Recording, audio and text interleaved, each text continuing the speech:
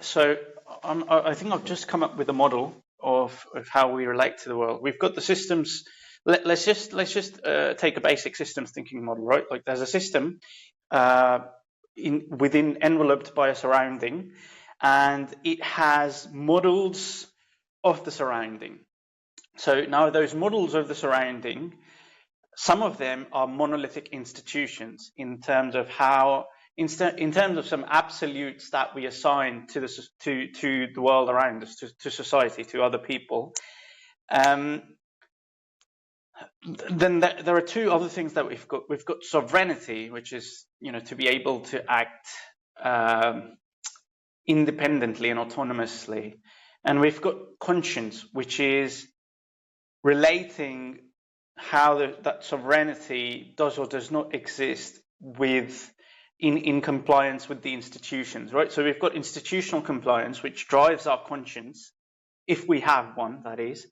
And we've got these monolithic institutions. It could be the church, it could be an entire gender, it could be politics, it could be various, primarily things that you draw faith from.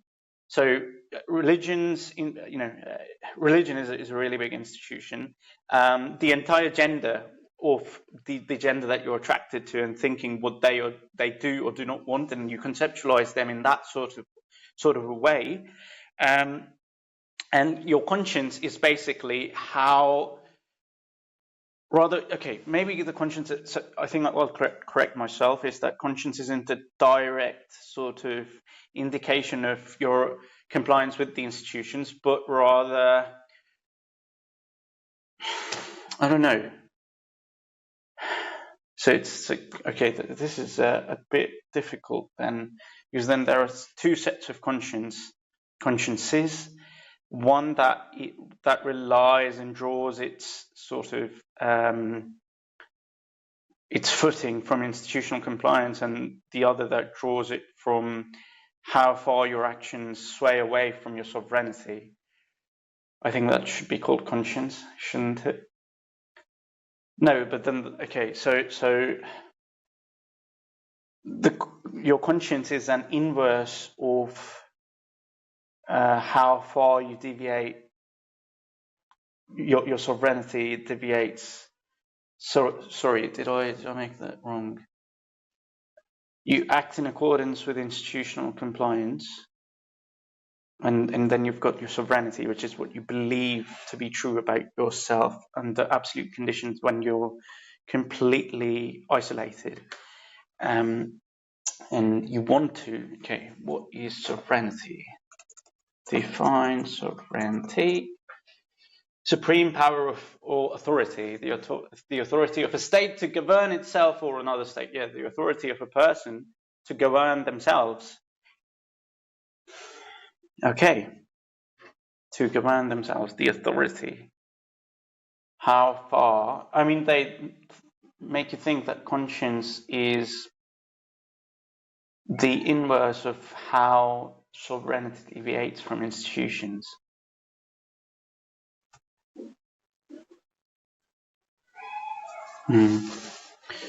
Witness myself thinking.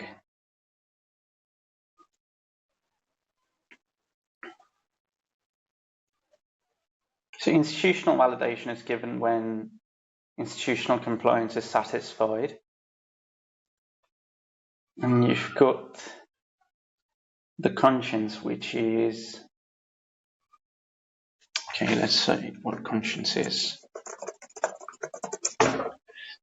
Person's moral sense of right and wrong viewed as acting as a guide to one's behavior. Oh, okay. All right, a person's moral sense of right and wrong. Okay, but a lot of conscience derives itself from institutional compliance, doesn't it? Okay, let's ask ChatGPT. New chat. Let's assume, what is assuming institutions to be a model of society? What is the relationship between institutional validation, institutional compliance, conscience, and sovereignty.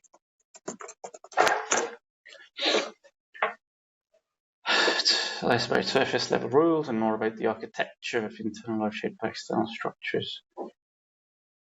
Think of institutions as a microcosms of society. They provide a framework of values, expectations, and reward, essentially a map of how society approves of you. Within this framework, there are several interconnected dynamics.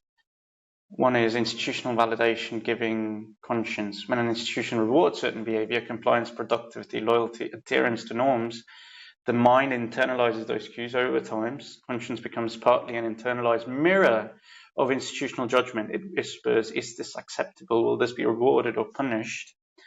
The moral compass becomes calibrated less to inner truth than to institutional signals. Institutional compliance and sovereignty.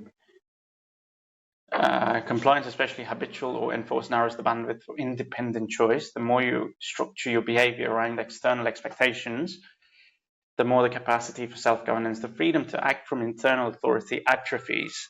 Sovereignty is in effect the domain where conscience and desire align internally. Excessive compliance creates a kind of arrested development. Your internal law is a reflection of external law. Right. Conscience versus sovereignty tension. Conscience, if heavily institutionalized, may feel like a built-in critic. It remembers the rules even when they are no longer relevant, and it can act as a proxy for the institution within your psyche.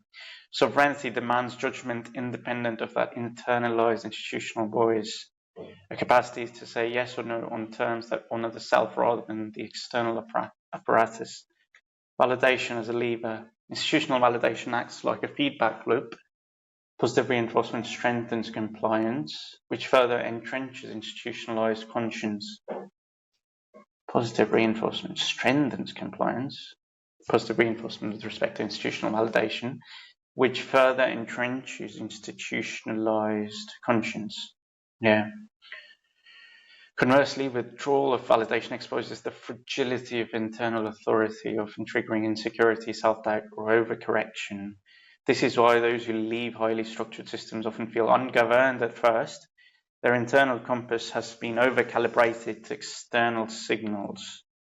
In short, the relationship is like this. Institutions reward compliance, conscience internalizes these signals, and then behavior aligns to gain approval. If there is excessive alignment, there's erosion of personal sovereignty, and conscience functions more like an external judge than an inner guide. True sovereignty requires recalibrating conscience away from external validation and toward internal criteria for action and ethical integrity. Yeah.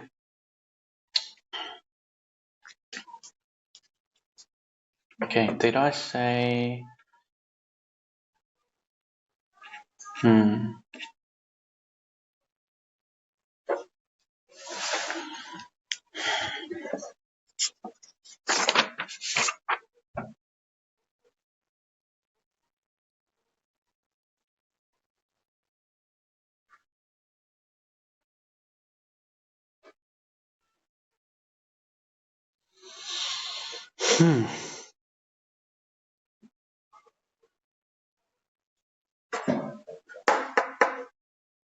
What's the date today? 24th December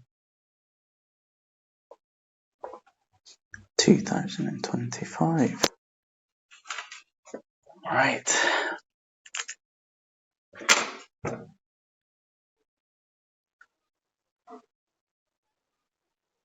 Okay, but how does this relate to